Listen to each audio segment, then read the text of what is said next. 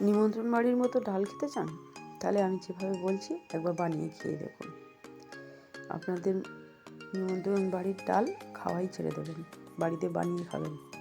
কারণ নিমন্ত্রণ বাড়িতে কত কিনা দেয়, কিন্তু সিম্পলভাবে পুরো নিমন্ত্রণ বাড়ির মতন ডাল আমি বানিয়ে দেখাচ্ছি আপনাদের।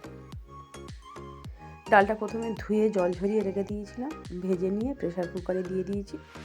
একটু লবণ দিয়ে দিলাম, লবণ দিলে ভালো মিহি হয়, ওই জন্য লবণটা দিয়ে দিলাম। মাছের মাথাটা ভেজে নিলাম লবণ হলুদ দিয়ে, ভেজে তুলে নিয়ে এবার আরও একটু তেল দিয়ে একটু গরম মশলা শুকনো লঙ্কা ফোড়ন দিলাম, দিয়ে পেঁয়াজটাও ভেজে নিলাম লাল লাল করে। এবারে রসুন বাটাটা দিয়ে দিয়েছি, দিয়ে ভালোভাবে ভেজে নেব।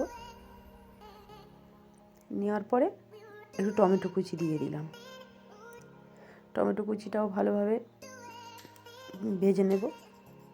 লবণ দিয়ে দেব, লবণটা দিলে কি হয়, তাড়াতাড়ি টমেটোটা গলে যাবে।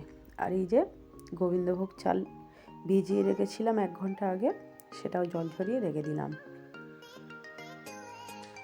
হলুদও দিয়ে দিলাম, নাড়িয়ে নিয়ে এবার আদা বাটা দিয়ে দিলাম, দিয়ে বেশ খানিকক্ষণ নাড়তে থাকবো, কারণ কাঁচা গন্ধটা যতক্ষণ না যাবে ততক্ষণ নাড়াবো। হয়ে গেছে, এবার একটু সামান্য পরিমাণে চিনি দিলাম, চিনি না দিলে টেস্টটা ভালো আসে না। এবার গরম মশলাটা এখানেই দিতে হবে, দিয়ে আবারও নাড়িয়ে নিলাম, নিয়ে যে চালটা ভিজিয়ে রেখেছিলাম সেটা দিয়ে দিলাম। বেশি পরিমাণে লাগবে না, অল্প হলেই হবে। মাছের মাথাটা দিয়ে ভালোভাবে নাড়িয়ে নেব।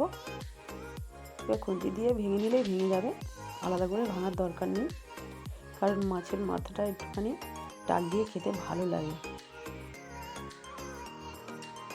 এভাবে বেশ ভালোভাবে নাড়িয়ে নিয়ে ডালটা ঢেলে দেবো। ডালটা দেখতে হয়তো পাতলা হয়েছে, কিন্তু এটা যখন ফুটবে, কারণ চালটা তো সিদ্ধ হবে, ফুটলে এটা ঘন হয়ে যাবে।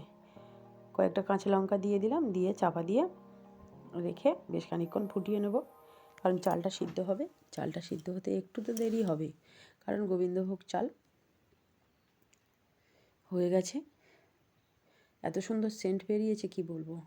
এভাবে একবার বানিয়ে খেয়ে দেখুন, অবশ্যই আপনারা আর নিমন্ত্রণ বাড়ির ডাল খাবেন না, বাড়িতে বানিয়ে খাবেন।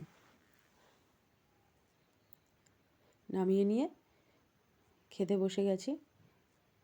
এই যে ডাল আর বেগুনি আর একটু স্যালাড ছিল, ব্যাস এতেই হয়ে যাবে, অসুবিধা হবে না। এই যে আপনাদের কেমন লাগলো অবশ্যই কমেন্ট করে জানাবেন, আর এইভাবে একবার বানিয়ে খেয়ে দেখবেন। নমস্কার বন্ধুরা, ভালো থাকবেন।